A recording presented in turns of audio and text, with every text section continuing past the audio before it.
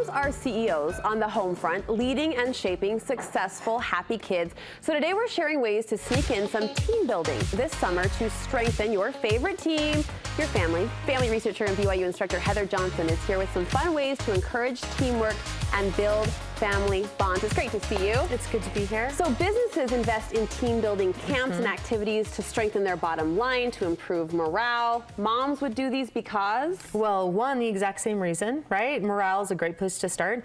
But these types of activities bring our families closer together. It builds unity. It teaches adaptation and negotiation skills. It teaches us how to cooperate and communicate with one another.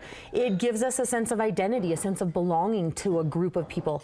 All of these things are so important. We've got to have them in our homes if we want our families to be a team. Can any family activity count as a team building activity, or are there strategic specific activities you really need to work in? Sure. So really you're looking for things that force your family to cooperate and to communicate. Uh-oh. And I know, it's exactly right. And these are the differences, right? Because naturally it's like, well, look at something like watching movies together. It's a great fun thing to do. But unless you're trying to decide what movie or who holds the remote, there's not a lot of that cooperation and communication. So there's a lot of things we do together as families that are good, but this is taking it to kind of like a grate, this place where we have to explore and we have to push and we have to evaluate. And it's quick to say, wait a second, why does this really matter? Like, we're hanging out all the time, that's great. But not only have I seen it firsthand, with clients, but I see it as I grew up and with our own children. These types of experiences are what get us through what's hard.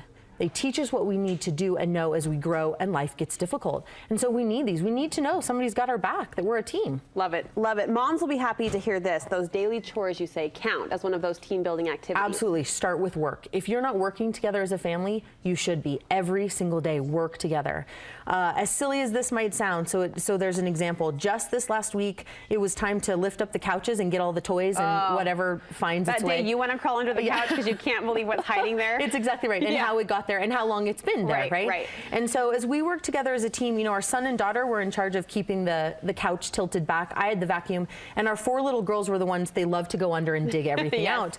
And it's so interesting because they learn to rely on each other. If our older kids drop the couch too soon, somebody gets squished, right? And if our little kids don't work fast enough, then the older kids are holding the couch and they're whining because their arms are getting tired. And if I'm not efficient with the vacuum, everybody's annoyed because I'm not moving fast. So you don't think of those principles, but they're definitely at play. It's exactly right. And so it was a great experience for them to learn, wait a second, we're working together, and right now we're learning that everyone relies on everyone else, and everyone's working together to not only get this job done, to make everyone else's life work and their job work too. So work together every single day. Add that need to have patience with one another and communicate with one another. Fun is also a huge motivator for kids. We know this. How can we work fun into our team building quest? So that's where we're going to look for recreation or leisure that we can do together. This is a cool one because the research is so extensive for families and couples across the board in healthy families, in healthy marriages. Healthy families and marriages are built on relationships that play together. So it's a great excuse to go do that. Now there's lots of ways we can do it. You pick an activity your family loves to do and go explore it. Give everyone a job and do it together.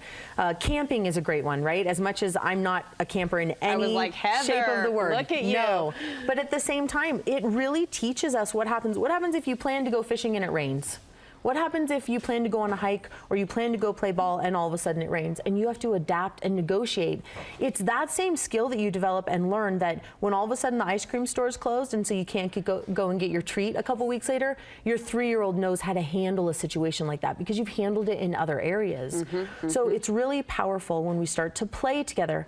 Plus, playing together gives us a sense of identity. I know where I belong, right? Our family swims together and skis together. And so I know that I've got this group of people that have my back. They know what it's like to crash on a ski slope, but they also know what it's like to accomplish, a double black bowl that I've never been through before. Nice. We need that. We need that behind us. Nice. On a smaller scale, you say little games can even bring these lessons into your daily living. Absolutely. And we've got a couple of them that are really fun. One of my very favorites, and people always laugh because they're like, when would you use this? And why does this apply? Is what I call a Twinkie Tower. And I actually... You said it with such a straight face. Right. The Twinkie Tower. The Twinkie Tower. The Twinkie Tower. So I actually have married couples in my office do this all the time, as silly as it might sound. And during families therapy? too. Absolutely. And so you get a box of Twinkies, and then you also need a box of assorted silverware, 24 count, 8 spoons, 8 knives, and 8 forks. Okay. Right? And what you have to do is you have to use that silverware to build a structure that supports as many Twinkies as possible 3 inches or higher off the table. How fun. And instantly you start to see what communication looks like and cooperation looks like. This is a place to explore roles. You start to see, for example, our son always wants to be holding the silverware. That's like his job.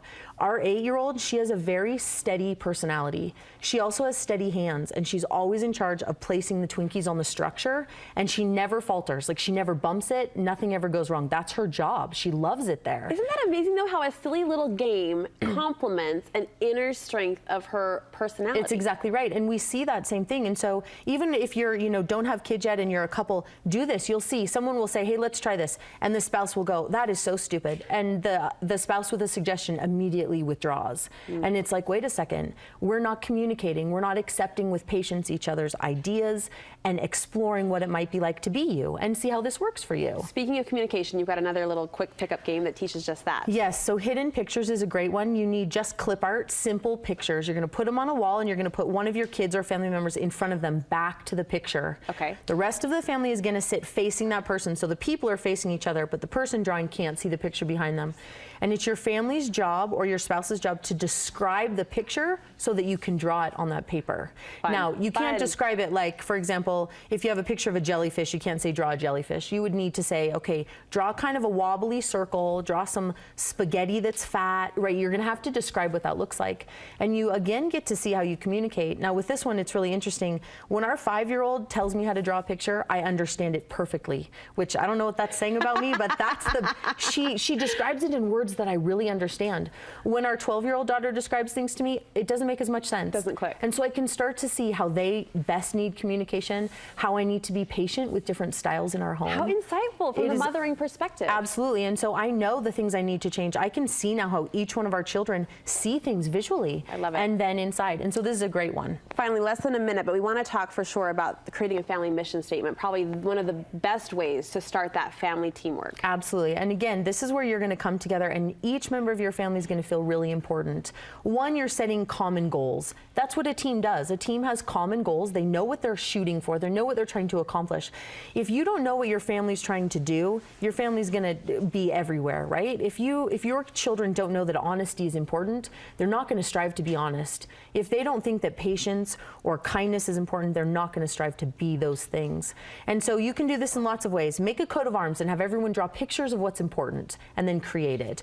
Ask each person in your family what they think your family should focus or stand for and create a mission statement.